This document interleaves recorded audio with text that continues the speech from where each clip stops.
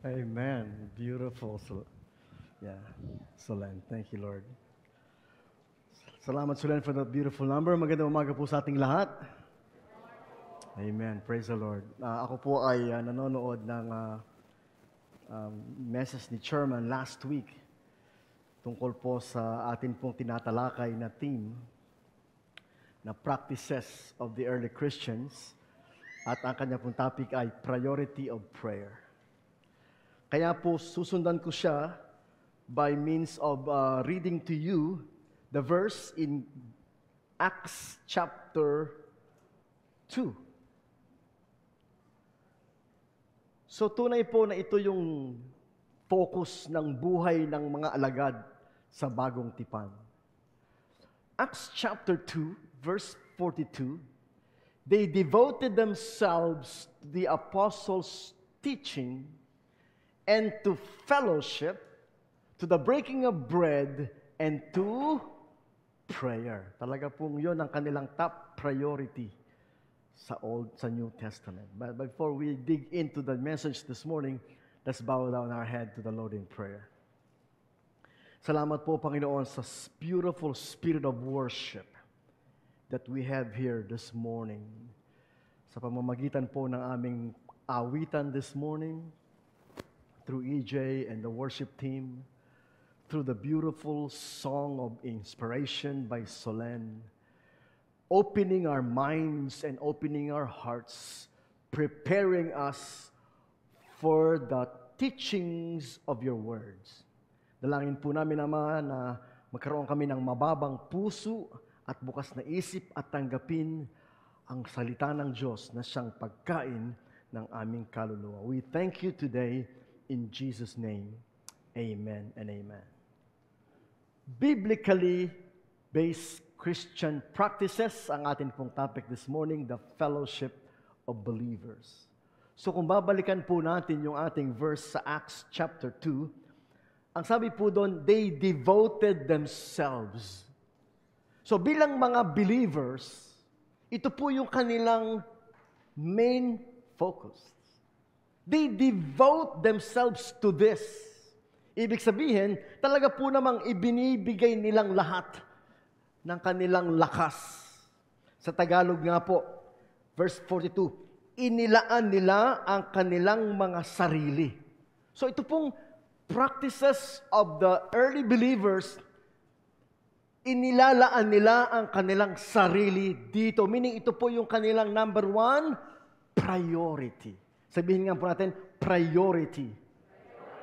Thank you. Ano po ba ang priority nyo sa buhay?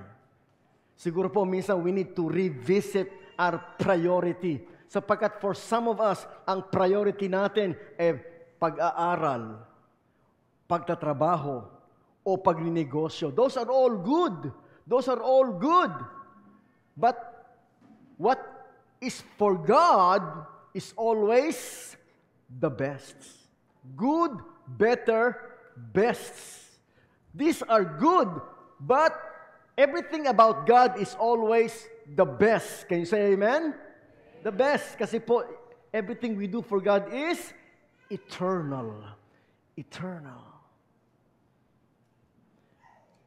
Habang kumakanta po si Solen, ini-imagine ko lang, Aaron, ano kaya mapifeel ni Solen kung ma-realize niya na nung unang nakita ni Pastor ang daddy niya, nasa elementary school lang din ang daddy mo. Alam mo yun? Your dad was my student in CAM. Can you imagine that? Ang bilis ng paglipas ng panahon. Ang bilis lumipas ng panahon. Nung makita ko ng daddy mo, lahat ng buhok ko maitim. At marami akong buhok. Ngayon, wala na akong buhok. Sabi sa akin nung nagpagupit po ako, mami, sabi sa akin nung barber, wag na po natin gupitan sa itaas, wala na pong buhok. So dito na lang niya ginupitan, di na siya nagupit dito, wala na daw buhok. Mabilis lang po ang panahon. So yung pong ating mga pag-aaral, mabilis po siyang lumilipas. O yung ating mga trabaho, marami po sa atin retired. Nung ako po yung unang napunta sa GNCF, lagi ko nakaka-encounter, Sister Piling. Nagtuturo pa Sister Piling dyan sa Barangka. Kabarkada niya si Ate Silang dyan din sa Barangka. Sister Let din ay nagtuturo pa noong mga panahon na yon. But they are all now retired, enjoying the fruit of their labors. Taga nga po, hindi lang po talaga mag-retire dito, si Mrs. Santos at si Pastor Armando Santos. Ayaw mag-retire. Siguro ma'am, there comes a time when you need to retire and just see the world. Di po ba, no? You go to Australia, bisitahin nyo sila Roy doon, you go to America, You've been working for more than 50 years. 50 years. Hindi mo lang maiwan, ma'am, ang PCS, no? Napakamahal mo talaga ng PCS. So, lumilipas po lahat. Aral, trabaho, negosyo. Pero yung mga bagay para sa Panginoon, kailanman ay hindi lumilipas. And so the disciples, they devoted themselves to what? To the apostles' teaching. Sa Tagalog, inilaan nila ang kanilang mga sarili upang matuto sa turo ng mga apostol. Naku, kanina, pagdating po namin ng misis ko, nakita natin yung mga kapatid nating devoted sa pagtuturo, devoted sa pag-aaral ng Word of God. Natutuwa ako sa kanila. Si Ate Hirang, 86 years old. Masakit ang ulo, masakit ang balikat, masakit ang tuhod. Pero talaga po namang all ears and all heart in studying the Word of God. Nagpa-participate. Lagi lang talaga kaming nabobo kaya kay Chairman, hindi kami makahula Pag may papahula, hindi namin masundan. Mga classmate namin, Sister Baby. Sabi ni Pastor kanina, ano nga ibig sabihin ng nada? Sabi Sister Baby, nada pa. Hindi, nada, nothing, hindi nada pa. Yeah, pero masisipag pong mag-aral yan sila. Sa kabila ng they are all old. Yan po ang what? Devotion ng mga alaga. They devoted themselves to the apostles' teaching. Wala po tayong teaching na hindi galing sa mga apostles. In fact, mabanggit ko lang po sa inyo na sa atin pong panahon, marami po ang medyo lumalayo sa salita ng Diyos. In fact, pinag-uusapan po namin, kilala niyo naman po siguro si Pastor Joey Umali, no? Joey Umali, siya po yung dating speaker ng Hardin ng Panalangin pagkatapos ni Pastor Marcelo. Siya po ang pumalit. Ngayon po ay malaki po ang problema nila sa United Methodist Church. Sapagkat nahati po sa Amerika ang United Methodist Church, marami po doon kasi ay naniniwala na pwede nang ikasal ang babae, sa lalaki-lalaki, same-sex marriage, at pwede na rin magpastor yung mga LGBTQ. So pwede kang bading na pastor ka, pwede kang tomboy na pastor ka, na pwedeng pastor ka, bading ka na may kinakasama kang lalaki na pastor ka. Meron pong ganyan sa Amerika. And dito po sa Pilipinas, nagkakagulo po at the moment ang United Methodist Church. So, pag po kasi humiwalay kayo sa turo ng mga alagad, talaga po magkakaroon ng confusions. Pero meron pong mga naninindigan, anuman ang sabihin ng Amerika o ng ibang mga bansa, we will remain faithful to the Word of God. Can you say amen? Faithful to the Word of God. Meron din po mga ganyang controversy ngayon kay Pastor Ed Lapis, sapagkat siya po parang humiwalay na sila ng FEBC, sapagkat marami po mga questions sa ilang mga teachings na ang feeling ng maraming evangelical ay humihiwalay sa Word of God. Ang atin pong pledge sa Good Neighbor Christian Fellowship, fads come and fads go, but we will remain faithful to the Word of God. Amen? Yan po ang aming sinumpaan ni Chairman ang aming mga kamay nakapatong dyan Ayan. Na amin pong ipinapangako sa Diyos na habang kami po'y binibigyan ng Diyos ng pagkakataon, wala kaming ibang ituturo, ibabahagi, isi-share, kundi Word of God, Word of God. Sapagkat ang Word of God, mga kapatid, kailanman hindi nagbabago. Heaven and earth will pass away, but my words will never pass away. Kaya po, they devoted themselves to the apostles' teachings, yung turo ng salita ng Diyos. At pagsasama-sama bilang magkakapatid. Priority po yun, yung pagsasama-sama bilang magkakapatid sa Panginoon. Kailan po ba tayo nagsasama-sama? Kapag po araw ng pananambahan. Pag araw ng pananambahan, araw ng pagsamba, first day of the week. Yung po sabi sa Bible. And on the first day of the week, we gather together. Sa atin pong pananampalataya, Sunday is the first day of the week. Of course, may mga tao na sasabi na dapat Sabado. Pero sa atin pong nababasa sa Biblia, ang mga alagad, si Apostol Pablo, sinasabi niya, on the first day of the week. Sunday is the first day of the week. And we gather together. Yan po priority ng mga alagad. Ang pagsasama-sama bilang magkakapatid. Ang pagsasalo-salo sa pagkain ng tinapay. So, di po ba? Biblical. Mga kapatid, yung pong ating fellowship meal ay biblical. Pagsasalo-salo sa pagkain. Kasama din po doon yung pagpuputol-putol ng tinapay. So, meron po tayong Holy Communion, meron din po tayong sharing of food. Kaya po salamat po kay Patty and Joy today for sharing our food. Praise the Lord. And we pray for you, Patty, na pagbalik mo, papakain ka ulit. Yan. And salamat po sa mga nakalista. Si Ralph, nakalista siya doon, and the others. Yan po pag-share ng inyong blessing sa mga kapatiran. Yan naman po ginagawa ng mga alagad noon. Inilaan nila ang kanilang mga sarili upang matuto sa turo ng mga apostol, magsama-sama bilang magkakapatid, magsalo-salo sa pagkain, at manalangin. So yung pong topic ni Pastor Armando Santos last week, ni Chairman, pananalangin. Kailangan po natin, mga kapatid, ng panalangin ng isa't isa. Huwag po kayo nahihiyang mag-share ng inyong prayer requests. Yun po ang na-appreciate ko kay Brother Boy Cruz. Very open siya sa kanilang kalagayang mag-asawa. Talaga po namang sinasabi nila yung kanilang prayer requests. Sabi ni Isay, Pastor, pag-pray mo, si Boy ay may CT scan. Pag-pray natin. Pastor, pag-pray mo, si Brother Boy ay meron siya ngayong chemotherapy. Open siya. So marami sa atin nagpe-pray tayo sa kanya.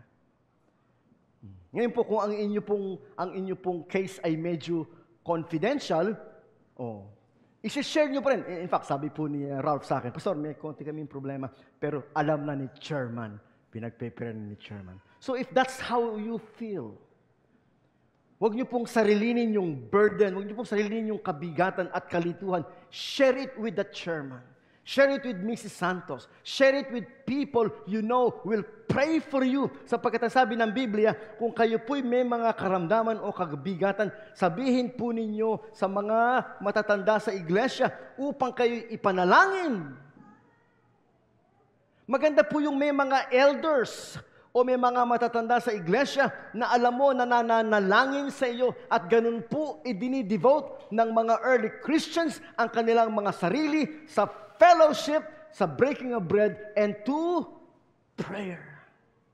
You remember si Apostle Peter po ay pinakulong na Herodes. Itinali yung mga paa, nakakadena, yung mga kamay, nakakadena. Nananalangin ng church. Nananalangin ng church overnight. In the middle of the night, biglang lumitaw ang anghel. At kinalabit si Pedro, Pedro, gumising ka. Tayo na. Nakalag yung kanyang tangkala, nakalag yung kanyang tali, at sila'y lumakad, at tulog lahat ng gwardiya. Kasi ang simbahan ay nananalangin. So maganda po kung kayo na-hospital or anything, call a friend. Call a friend. Mrs. Santos, pag-pray nyo nga po kami po ay nasa St. Luke's, at kami po ay nasa emergency. It feels good to know that somebody is always praying for you. Can you say amen? In fact, mga kapatid, ano po ang purpose ng fellowship? Buksan po natin sa aklat po ng Hebreo, Kapitulo 10. Simulan natin, Ate Joyce, doon sa talatang 23. Dagdagan mo yung 23. Kasi ito yung topic namin kanina sa Sunday School, yung 23. Ang sabi po sa 23, Hebrews chapter 10, 23. Kaya magpakatatag tayo sa ating pag-asa. Let us hold unswervingly to the hope we profess. Yan topic namin kanina, hope. Be joyful in hope. Christ in you, the hope of glory, the blessed hope of the coming of Jesus Christ. Napaka strong ng emphasis ng Bible sa salitang hope. Kasi po mga kapatid, kung habang tayo may hope, di ba, Chairman, you have something to look forward to. Something to look forward to. Sapagkat alam mo, God is working in ways we cannot see. All things work together for good to those who love God and are called according to His purpose. There is no reason to be discouraged. There's no reason to be dismayed. There's no reason to be depressed because God is in charge and God is in control. Can you say amen? Amen. Praise the Lord. So, let us hold unswervingly to the hope we profess. Yung ating pag-asang kino-confess. Why? For He who promised is faithful. Mga kapatid, napaka-powerful ng word na yan. Manghawakan tayo, Tagalogin po natin, magpakatatag tayo sa ating pag-asa at huwag mag-aalinlangan pa sapagkat tapat ang nangako sa atin. Hawakan po ninyo yung mga pangako ng Diyos. Tayuan natin yung mga pangako ng Diyos. Standing on the promises of God. Diba? We have a song like that. I'm standing on the promises of Christ, my King. Why? Because God who promised is faithful. So kung tayo may karamdaman, kung tayo may pangangailangan, tayuan natin ang salita ng Diyos. Huwag tayong mag-aalinlangan. Let us hold unswervingly to the hope we profess in Jesus, in the Word of God, for He, Jesus, is faithful, He who promised. And then verse 24, ito po ang dahilan kung bakit kailangan nating lagi pong uma-attend ng fellowship. Huwag nating pabayaan yung ating fellowship. 24, sikapin din nating gisingin ang damdamin ng bawat isa. Gisingin. Sabihin niyo po sa katabi niyo, gisingin. Gisingin. Minsan kasi yung damdamin ng iba natutulog. Yung damdamin ng iba nanlalamig. Yung damdamin ng iba nang hihina. Gisingin ng konti. Oh. Gisingin. Para magising yung damdamin. Sikapin nating gisingin ang damdamin ng bawat isa sa pagmamahal sa kapwa at paggawa ng mabuti. Let us consider how we may spur one another. Spur. Motivate. Challenge. Gisingin sa Tagalog. Spur one another towards love and good deeds. And kasunod niyang mabilis yung 25. Not giving up, meeting together. Tagalog. Sikapin nating gisingin ang damdamin ng bawat isa sa pagmamahal sa kapwa at paggawa ng mabuti at huwag nating kaligtaan ang pagdalo sa ating mga pagtitipon-tipon. Yun po ay hayag, panawagan ng salita ng Diyos. Napakaganda po na meron tayong online. Pero mga kapatid, yung online ay ginagamit lang ng mga tao na walang paraan para dumalo. Halimbawa, kayo po ay nasa ospital, wala kayong paraan dumalo, online. Kayo nasa Oman o nasa Saudi Arabia at wala kayong paraan para makadalo, you use online. Pero kung kayo po, mga kapatid, ay nasa Providence o nasa Pasig o nasa Santa Barbara at wala naman pong baha, ay mga kapatid, ang salita ng Diyos, huwag niyong kaligtaan ang pagdalo. Sabihin niyo po, pagdalo. Oh. Huwag niyong kaligtaan ang pagdalo. Pag sa yung pagdalo, pag-join. Sa Diyos ka naman mag-explain. Lord, sorry, hindi po ako maka-attend today. Marami po ako labahin.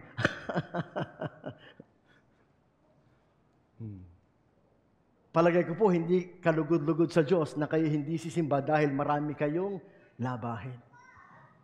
Paano kung ipanalangin ni Chairman, Panginoon, lahat po ng hindi nagsimba today dahil sa labahin, matambakan nawa ng labada habang... o gusto niyo ba yun? Matambakan kayo ng labada, di na kayo makabangon. God knows where you are. And God knows that you should do your best to attend. Ang sabi dyan not giving up meeting together as in the manner or habit of some. Nagiging habit po kasi ng iba. Meron po ba kayong natatandaan na kasamahan natin na parang huli niyong nakita nung Pasko pa? Nung Pasko pa. Sino yun po yung huli niyong nakita nung Pasko pa? Naging habit na niya na hindi dumadalo. Iba po sa ating mga kaibigan, nakikita nyo lang pag mahal na araw, pag Biyernes Santo, pag Pasko, pag Bagong Taon. Nagiging habit nila yung hindi pagdalo. Pero sabi ng Biblia, huwag. Huwag. Powerful word. Huwag nating kaligtaan ang pagdalo sa ating mga pagtitipon-tipon. Mga kapatid, ang hindi pagdalo sa pagtitipon-tipon ay actually pagsuway sa kalooban ng Diyos. Pagsuway. Hindi po nalulugod ang Diyos. In fact, nanggaling po tayo sa Olympics. Nanggaling tayo sa Olympics. Meron pong athlete doon na sinabihan siya na kapag ikay nagsalita, wala kang babanggitin about Jesus. Sinabihan siya ng ganon. At taga-Brazil ata, nakita ko lang po sa post. Taga-Brazil. So, dahil hindi siya makapagsalita, ginawa niya, nag-share siya about Jesus, sign language. Sign language. Jesus loves you. Sign language. So, the camera is focused on her, seen all over the world, and she is sharing the word of Jesus sa sign language. And there are many others. Yung po palang Djokovic na nagte-tennis, is a Christian. At nung siya'y nanalo, siya po'y lumuhod in front of all the camera and raised his hands to God. Sabi niya, before I am a player, I'm a Christian. Marami pa po. Stephen Curry, ganun din. I am what I am because of God and many others. Doon po na-reveal that even in the Olympics, there are Christians from all over the world who put Jesus first in everything, to promote Jesus, to talk about Jesus, to share Jesus to the world. Bagamat nagsimula ang Olympics, na yung mga organizer, they mock Christianity. You remember that? Na ang kanilang opening scene, yung mga lesbians and mga homosexuals mocking the Lord's Supper. That's how they started it. They mock Christianity. But in the end, it's the Christians that give glory to God for all His blessings. So mga kapatid, huwag po nating gayahin yung habit ng iba na nagpapabaya sa mga gawain ng Panginoon. Sapagkat yan po yung pagsuway. Ano po sabi sa Biblia? Matthew 6:33, seek ye first, priority, the kingdom of God. Ito po ang kingdom of God. So pag inunan nyo yung inyong grocery before the kingdom of God, sinusuway nyo ang salita ni Kristo. Pag inunan nyo yung inyong pamamalansya at paglalaba before the kingdom of God, sinusuway nyo ang kalooban ng Diyos. Jesus said, Matthew 6:33, "Seek ye first the kingdom of God." Kaya nga po sabi niya dyan, huwag niyong hayaan, huwag nating kaligtaan ang pagdalo sa ating mga pagtitipon-tipon gaya ng nakasanayan ng iba. Sana huwag niyong makasanayan yan. Di po ba? Yun lang pong pagiging late. Di ba, Chairman? Nagiging habit yun eh. Nakasanayan, late. Nakasanayan. Kaya yung batang ang mga estudyante, dapat hindi nasasayang na ng late. Kasi pag nasanay na late sa pag-aaral, late pati sa trabaho, late na sa lahat, pati church, lahat late. Nakasanayan niya kasi late. So dapat hindi niya makasanayan yung late. In the same way, hindi natin dapat makasanayan na tayo uma-absent sa simbahan. Mag-absent ka na sa iba, pero hindi ka dapat mag-a-absent sa simbahan. Huwag mong makasanayan. Ang sabi dyan, huwag nating kaligtaan. Don't neglect. Don't give up the meeting together. Kasi po sa meeting together, ano po nararanasan natin? Huwag nating kaligtaan ang pagdalo sa ating mga pagtitipon-tipon gaya ng nakasanayan ng iba. Sa halip, palakasin natin ang loob ng isa't isa. Encouraging one another. Yun po pala ang nagagawa ng Christian fellowship. We encourage one another. Nakita niyo po kami ni Doktora ngayong umaga na pumasok ng simbahan na kami pong pareho ay nakangiti. Pero alam niyo po ba na meron kaming mabigat na problema? Number 1, si Liam, 2 linggo nang sumasakit ang tiyan. So bukas, dadalhin po namin yung, papacheck up namin yung blood niya, whatever. Akala namin meron lang siyang amoebiasis, whatever. So I'm deeply praying for my son that he's okay. At si Liam ayaw na mag-aral, ma'am. Ayaw na niya mag-aral. 3 linggo pa lang po kaming pumapasok. Siguro na ipasok niya 2 araw pa lang.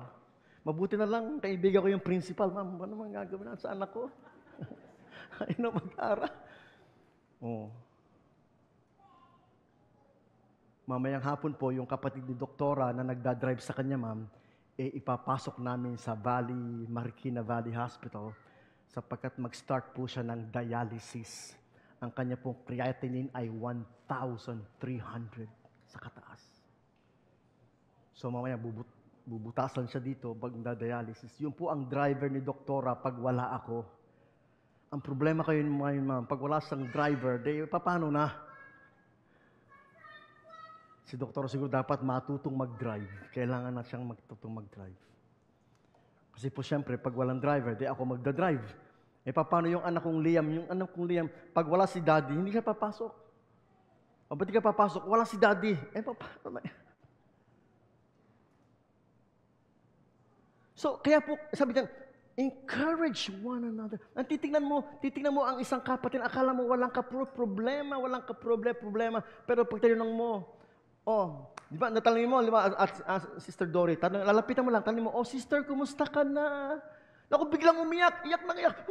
Sister Dory, tulungan mo ako mag-pray. Kung di mo kinumusta, hindi yun mag-open sa'yo. Nung sinabi mo, hi, umiyak na. Mabigat pala dinadala. Yun po mga kapatid, ang purpose kung bakit ang sabi ng Biblia, huwag nating kaligtaan ang pagdalo sa ating mga pagtitipon-tipon gaya ng nakasanayan ng iba. Sa halip, palakasin natin ang loob ng isa't isa. Nilapitan kayo ni Chairman. Kumusta ka na? Iyak-iyak ka na. Ako, Chairman, wala na po kaming pambiling bigas. Ay, yun lang pala, walang problema. Magkano ba sangkabang bigas? Pasalamat ka, nagsimba ka. Kung di ka nagsimba, hindi ka nabigyan ni Chairman ng sangkabang bigas. Di ba? Kaya, amen. Sabi po dyan, huwag niyong kaligtaan ang inyong pagtitipon-tipon. Dito, pag nagsimba kayo, may magpe-pray sa inyo, may mag-i-encourage sa inyo, may magpapalakas sa inyo. Andyan ang Panginoon. may magpapakain sa inyo. Nagpa-cater ata si Patty nang galing sa The Vikings ata yan eh. Vikings ba yan, Patty? Ang dami ata. Ambers pala. Ambers. Yun, may soft drinks tayo ngayon. Praise the Lord. So mga kapatid, huwag niyong kaligtaan yung pagtitipon-tipon. I-reschedule niyo na yung mga trip niyo ni kumarin niyo. I-reschedule mo na yung labahin mo. Ba yung pagtitipon-tipon? Huwag kaligtaan ang pagdalo sa ating mga pagtitipon-tipon gaya ng nakasanayan ng iba. Sa halip palakasin natin ang loob ng isa't isa. Kausapin niyo mamaya si Joy. Nakangiti yan, pero mas mabigat na ang kalooban. Mamimiss kaya niya si Patty. Buti kung 6 months lang. Tawag doon, 3 months lang sabi ni Lolo eh. Tawag doon, masayahan. Baka yung 3 months chairman maging 3 years. Pag-uwi, may kasama ng Amerikanong boyfriend. Wag lang daw itim. Dapat yung pastor, maghanap ka ng pastor kaya doon, pauwiin mo dito. Papakilala namin, good morning everyone. We'd like to introduce to you the boyfriend of Patty, Pastor Joel Austin. Di ba? For all you know. So mga kapatid, huwag niyong kaligtaan yung pagtitipon-tipon. Palakasin natin ang loob ng isa't isa, lalo na ngayong nakikita nating malapit na ang araw ng Panginoon. Nagkakagulo na po sa Israel, sa Iran, sa Iraq, sa Turkey, sa Russia, hindi nyo alam sa China. Hindi nyo alam, talagang malapit nang dumating si Lord. Ngayon pa ba tayo magpapabaya? Ngayon pa ba tayo magtatamad-tamad? Yung topic ni Chairman kanina the blessed hope of the coming of the Lord Jesus Christ. Ngayon pa ba tayo magtatamad-tamad? Si Ate Sheila nga, si Ate Hira nga kanina ano ang iyong blessed hope? Sabi ni Chairman, ano ang iyong blessed hope? Yung pagpunta daw niya sa kaharian ng langit. Sabi ni Chairman, huwag pa, hindi pa. Si Ate Hirang nandun na ang kanyang isip sa pagpunta sa kaharian ng langit. Kasi ready na siya. Kaya mga kapatid, napakahalaga yung ating mga pagtitipon-tipon. Amen? Tayo po'y manalangin. Salamat po, Panginoon, ngayong umaga sa pagkakataon na kami po ay nagtitipon-tipon. Bigyan mo kayo ng pagkakataon, Panginoon, na palakasin ang loob ng isa't isa sa panahon na kami namumroblema, nabibigatan, nangangailangan. Tulungan mo po, Panginoon, na kami ay maging inspirasyon at encouragement ng bawat isa. Salamat po sa lahat ng aming mga kapatiran na nagmamahal sa iyong mga gawain.